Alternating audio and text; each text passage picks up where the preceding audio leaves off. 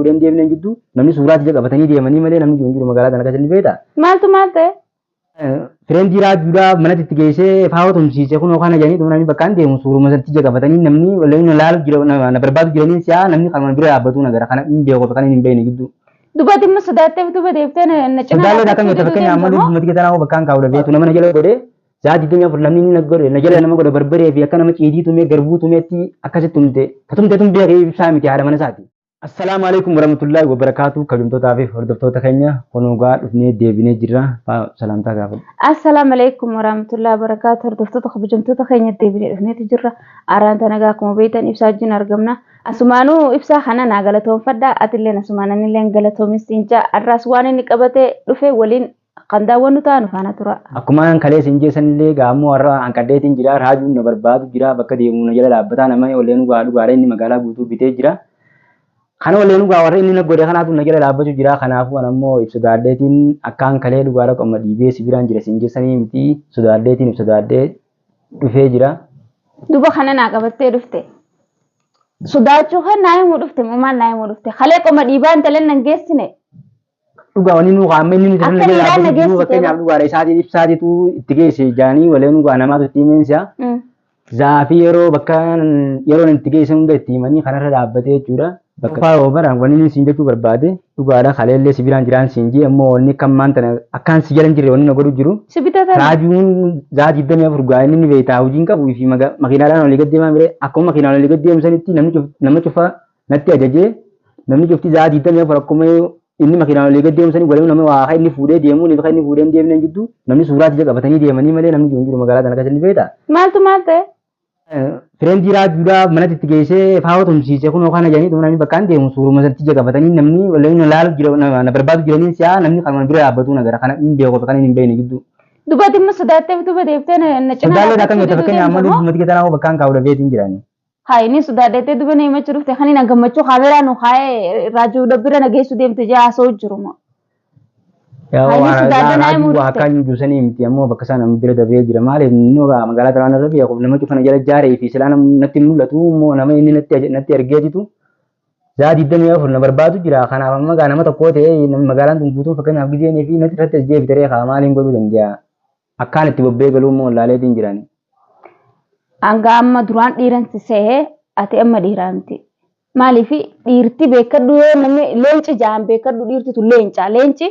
Yoo wanni feete barbaadu jiraattee fuula nama xaana sanii dhaqa bakka maaliif waan leenca ta'eef ati amma onnee akkasitti intalan nageessiteen sana neenumaatu dhiira siseeti suma tokkichaa san qabadhee deemuu jiraani arrammoo akhbaara badaa kana fiddee dhuftee an akkanannaa kana fiddee dhufte jeessineeyne eegeenni karaa kanaan dhufeega si barbaadutti magaalaan guutuun jiraatte nama si barbaadu jiru san abalu ji'i natti argisiisi akkuma inni nama bitatee gartee magaalaa kana keessa olii gadiin akkana si barbaachisu jiru kana anilleen akkasiin nama bitee akka isaan lamaan barbaadanii gartee mana lafa yaalaa darbanii isa immoo yookaan isii immoo wamantaan irra raawwadha jeen jira isaan lamaan akkasii barbaadanii godha isaan san eenyu adda nu baasii yookaan immoo kanu namatti nageessi yoo akka sodaattu lubbuu ta'e irraa ta'e.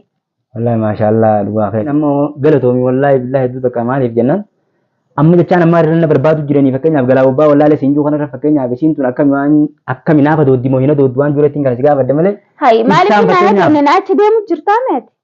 Qalbiin kiyyaana yoon sumarratti caba malee fakkeenyaaf beekee dhiirti takka waan itti seentu akka wareegama kafaluun gammachuu malee gaddaa miti. Dhugaa kee. Wallahi sirraa ibduu bandee warraas baruus taanaan kan makalee sanii akka itti naa doodduun si ilaala kan jeetiin siin jee malee. Inni si haddaduusaa. Haddatu dhugaadha inni haddatu jira. Haddatu maaliif? Beekaati laakiin nama inni na jala goreetu na barbaadu jira siin jee malee. Kanaaf fakkeenyaaf ibsaan nama inni na jala godhe jee duuba sirraan deebi'u akkuma kalee sanii nagee ayyoon bultii isaa kee deebi'an akkuma kalee jiru sanii nagee bultii isaa kee deebi'e taanaan bultii keetti deebi'e. Faayoo ammoo inni isin jechuu barbaadu. Arraajuun fakkeenyaaf wanni isa barbaadu jiru bakka kiyyatti amma bultii isaa keessatti nagee bultii isaa keetti haa deebi'u jechuudha jira malee walirraa qabaanee kan isa barbaadu jiru qabu ammoo inni akka biraa inni gaammoo dhugaadha na barbaadu namaa fi isallee ta'e biraan nama saayiboottan isaallee hangi tokko immoo dhugaadha na barbaadu jiranii kanaaf ibsaan ammoo arraas ibsumaa barullee ibsumaa ganaallee ibsaadha kanaafuu immoo wanni amma siinju saayiboottan isaa hangi tokko immoo isa jala jiranii kanaafuu saayiboottan isaa gaa isaa wajjinillee na barbaadanis ibsaan bakku akkumaan kalee siinjuu sirraa ibduu dandeebu Hedduu takka galatoomi. Hamileen ta'e akkuma fakkeenyaaf duraan siin juutti akkatti. Hedduu takka galatoomi maaliif ati hin sodaatini amma inni atis faayoon kophaa jirti jee duraan dhaadachaa ture. Ibsaalleen kopha jira waan ju'uuf yaada ju'uuf yaanii sitti solbee dhaadachuu jira.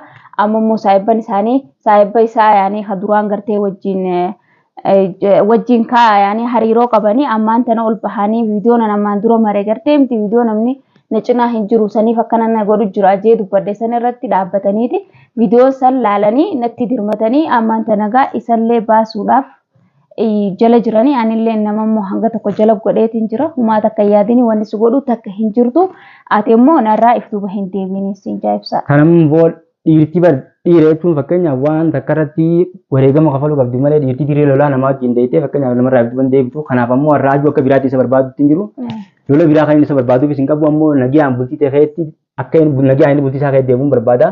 Ammoo gawaa saayiboota isaa akkas godhanii fi waa inni akkas ta'eefu saayiboota isaallee na barbaadu jiranii aan ammoo maquma dhiiraatu fakkeenyaaf bara sirraa yuutuuba deebi'ee jechuun maqaa dhiiraa guutuu balleesse maaliif jennaan fakkeenyaaf dhiirti takka waan takka nama tolchiti malee hin balleessitu.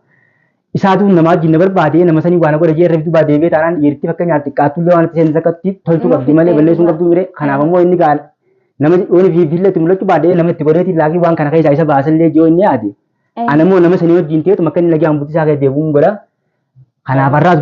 Yaaboo baranii isa waan shakkine talma saniin isarraa shakkee dhalaan dhiyoo tana nama waa goggooti janii baatii jahaa osoo mana kana jiru inni isii wajjin telefoonaan haasaa ture osoo naquban qabne jechuu. Ani inni barbadii takkaa'u yookaan immoo dogongora tokko qaba jee yaadutu hin jiru maaliif akka waan intalti sawwaatti gootee mana kanarraa baastee ilmaan isaa san irraanfachiisteetuma ifarka galchitee taa'u jirtu na fakkaata malee ani amma akka waan raajuun ilmaan isaa facaasee haadha mana isaa facaasee akkanatti caljee mana bakka taa'u jiru san taa'u jira natti fakkaachuutu hin jirtu maaliif isiisan intalti baddu intala santu waan itti godhe yookaan isii wooma goote isa rabbi khayriyaa godhuun mancaa. Biitiin baddee jirti rabbiin takkallee nuuf akka jeeltu wallaanuu raajuu waa xabii miti dhugaara akka dhiirti silaabee irratti illee waan takka fakkeenyaaf nama barbaadu akka biraatti illee fakkeenyaaf namni barbaadu nama jirti fakkeenyaaf akka namatti jaawuu jiru kanatti anama nagooma keessanii fakkeenyaaf beekan nagi ammutii ta'ee deebiin jechuun jira miree kanarraa fakkeenyaaf wanillee waan itti godhan tanaatitu akkana isa godhee akka biraa fudhatee nama jala godhee wallaanuu waan biraa. Raajuu namni beektaati wanni sooshaal miidiyaa kanarraa ol beekan iyyuu fi intalma san gartee uleenti xiqqaatte yookaan immoo intala san gartee irraa qabdee mana na deebisuu fi akkana ol beeyyi silaa intala san bakka yookaan immoo zayitii gartee danfifadhee fuula isiisanii neqee fuula isiisan balleesse arrammoo yookaan deebi'eeti haadha mana kiyyaanaa si balleesse dhiifamanaan jechuu qaba ture. Arrammoo nuti uleetti xiqqeesse yookaan immoo mixmixa barbaree ijatti naquutti xiqqeessee fi arraan tana ol beeyini khanii fi haadha mana tiyyaa maal taatee isiisanii waltumtee dandamattee akka jeen dubbateen isii aada gonaan ni haa godhachuu rabbi beekaa bar isiisaniif ol beeyyuu jira. Haa isiisaniif ol beeyyuu jira. Kanaamma immoo ani wallah hin beekurra waan inni ta'e irraa hin beeku eega manarraa bee.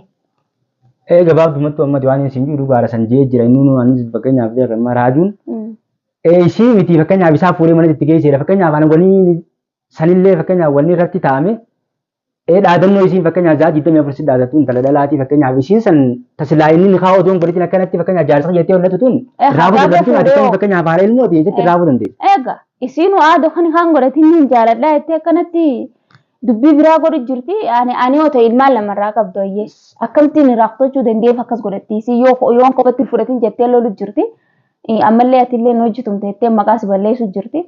Sanduuqa silaan fakkeenyaaf bara nama isiin akkas jette fakkeenyaaf ilma dhiiraati dhugaadha isii daldalaa si hojiin illee tumuu silaa isaatu kaniif silaa kanatti aartee jiddu gideen irraa dhaabbatu siin jetti irrumaa dhaabbattee kana raajuun amma inni akka dhugaadha sillee odoon dubbatiin. Isii dubbate. Hakimaan geessu jira maal jee waan dubbatee jira kanarraa fan amma waan inni nagee keessan barbaadu waan inni jee jalallee achiin deemu akkuma isin jidduu seenutti. Fakkeenyaaf akka amma raadiyoon bara miidiyyoon san jiruun qabdu jee viidiyoo giseen bara hanga tokko taasisan taagalla keessa viidiyoo isaa akka illee agareetiin fakkeenyaaf aareensa akkasitti aare namni alaakee fakkeenyaaf jaartii isaa ta'u dhugaan qabu jalatti uumee malee namni hin jiru. Wallaahi Dibeenya waan sanii fakkeenyaaf laakiin namni wanni raadiyoon fakkeenyaaf amma kanarratti wanni siimuu barbaadu intalli san waattoon godhatiin fakkeenyaaf bilaacha akkasitti hin adooduuf maaliif jennaan fakkeenyaaf ilmi tokko fakkeenyaaf dhiira takka jaartii yoo beeke nataatu yoo jaartii namni alaakee dhufee jalatti uume. Wali sananuma dojiti ayatatan tun fakkeenyaaf wajjin tumne jaartii isaati bilaashii jechuu barbaadeeti fakkeenyaaf xabii namni xabiin Dalaalamaan itti ololtee fakkeenyaaf akkuma Saniif akkasii ol beeloo hadootuun qabu jechuudha. Aaree fuulli isaa akkasii garagalee ibsaatiitu fuudhee manatti itti geessee fakkeenyaaf isii miti ibsaadha jee fakkeenyaaf akkasii kalalu san annoo harkaa wajjin tu hin beeku yoo harkaa wajjin tu fakkeenyaaf jaartii jallee nagala tum taajee fakkeenyaaf sanii lullee waan na barbaadu ni dandeenya. Kanaaf fakkeenyaaf namni nama jala godheetiin itti natti illee mul'achuu baatu nama jala godhee zaati dunya fur namni na godhe na jala dhaabbatus awwaan nagaa barbaadu jiru wanni isaan na godhan takkan jirtu maaliif jennaan kan nama kallattiin dhufu firraa hin beekamu raajuu nama qabii nageen qabu jechuu barbaadeet nama intala sanii waatti godheetii kanatti gaanaannatee fakkeenyaaf akkaan yoo bakka isiin dhoomte hin beeku namni kamitti akkas nama godha barbaree fi akka nama ciidii tumee garbuu tumeetti akkasitti tumte katumte tum beekee ibsaa miti haadha mana isaati. Maaliif itti xiqqaatte silaa itti xiqqaachuu baattee isaan lachuutu ol bahanii hin lallabanii isiillee itti xiqqaatte isammoo gartee haamaan geesse jiru sanillee isallee osoo hin argadde akka isii san daraniitiin isa godha isallee hin arganne osoo hin argadde immoo akkasumaan godha jeen yaadu jira maaliif nama isii saniif adootee akkasii lole kanaaf hin adootiin mee kun amma ganaa jaarsa. Maaliif jennaan amma tana keessatti wanni takka hedduu takka tamaas gam tokkotti kan inni aarsituu ni beekta ati jumaafuu fakkeenyaaf raajuun bara intala haadha mana isaa Kalaan alaaluftee jiru kan jalatti tumne intala kana isaatu kee bira dhaqe. Intalti manaa baatee deemte intala kana tumte fakkeenyaaf maqaa jaarsummaatiif immoo waliin qabnuu fi laafiin aartee itti deemte kan jiini intala kanaaf adoodee fakkeenyaaf akkana dubbachuun isaa beeku guyyaa tokko guyyee wal bira dhufne immoo dubbanna ati immoo dhugaadha galatoomii nama akka itti deemte sanitti illee intala sana oduu waan malee irraa hin gahin dhiifte sila akka inni akka itti irra deddeebi'ee fakkeenyaaf akka garbuu nama garbuu tumte tumte ciigii tumte juusan sila sanee yookaan ni goota ammoo anu irraa dhaabbatu siin jekka akkasitti ibiddi garaa sibu'ee irraa naa dhaabbattee inni illee namaaf wallaalullee boodaafillee beekanillee anuma harkaa. Ansi boodallee deebi'een dhabeen beektaa guyyaa san boodallee deebi'een guyyaa lamaffaa mana sanitti deebi'ee hin jirtu naan jaani achirraa dhabeen deebi'ee jechuun ansi boodallee dhaqeen jira bara.